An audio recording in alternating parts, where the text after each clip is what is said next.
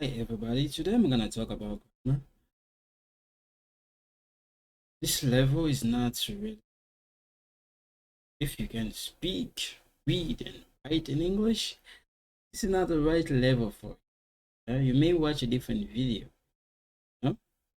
Mais donc dès que tu l'as soki oyebi kokoma oyebi kotanga en tout cas video eza malamu te mpona yo po eza na niveau moko ase makasi so olingi otala yango problème ete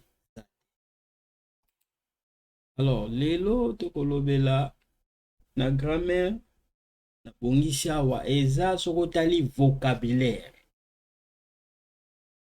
napesi wana napesaki nasenaki na cours mosusu otia otali yango na oyo en tout cas ezala bien mpona yo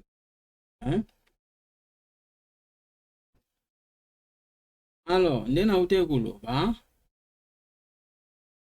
na cours oyo mosusu lelo tokolobela mingi job, talking about your job. Lobby, I am a police officer. Lingolobaki naza police. I am a police officer. I am a police officer. I am a policeman. I am a policewoman. I am a police. I'm a police officer. I'm a policeman. I'm a policewoman. Okay, I'm gonna go one more time. I am a police officer. I am a man. I am a policewoman. I'm a police officer. I'm a policeman. I'm a policewoman. Oh, now expliquer no more. Okay, omoni tanzo ba police. I am a police officer. Na niveau académique, yes. So uzokoma na university, college to université, boy. I am a police officer is good. Oyo eza 100% eza good. 100% eza kitoko. So lobi I am a policeman.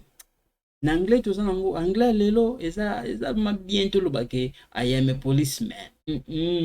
Baloba ngo voma susu bongo te. Kale pomone loko eza bo. Génération na génération, chaque génération eza na vocabulaire nango na grammaire nango. Mais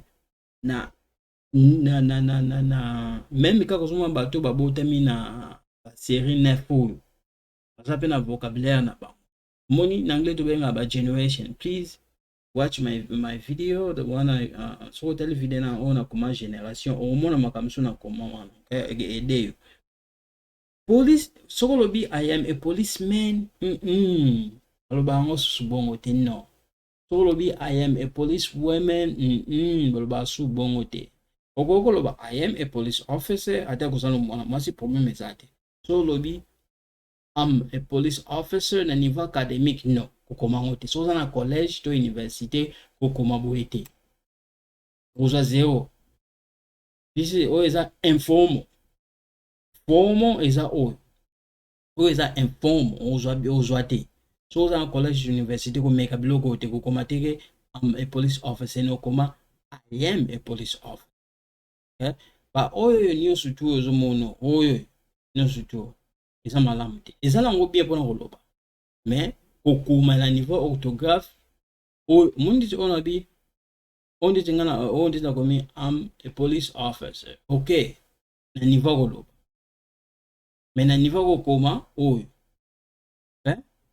mais eza rare po yoka moto ngo aloba bona Canada eza rare donc nakozongela lisusu I am a police officer.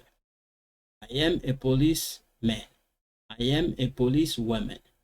I'm a police officer. I'm a policeman. I'm a policewoman. You know? If you're a full-time student and you are at university or college, please Do not write I am a policeman. I am a policewoman. I'm a police officer. I'm a policeman. I'm a policewoman. No. This one, yes. I am a police officer. Yep.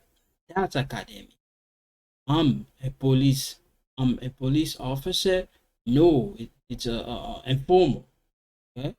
You cannot write like this. Nope. Like let's say that I'm chatting with my friends, you know, it's okay to say like this. But to write academically, like in college or university, no, all of these. This one is good, okay? I am a police officer. Okay, that's academic. Okay? Donc, na niveau kokoma oya likolo ndi yango kitoko. Ba etikali no. No.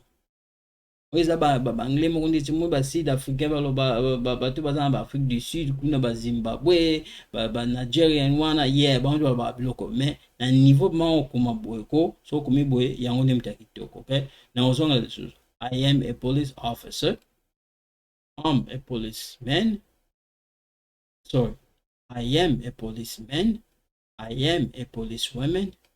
I'm a police officer. I'm a policeman. I'm a police.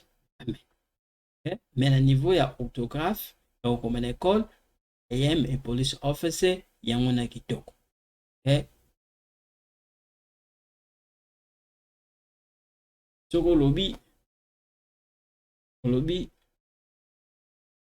he is an engineer. Alors, on peut regarder partir musala na holoba. Yango na bi talking about your job. Okay? He is an engineer. Soko koloba. Dylan is an engineer. On tient liaison à, ok? Et ça, on liaison moko obligatoire. Donc, on va dire he's an engineer, ok? Kevin and Stephen are scientists, okay? I am an engineer. Okay? Alors, eloko na linga na expliquer bino yanga na pona lelo bo tikala malamu nzamba batela bino.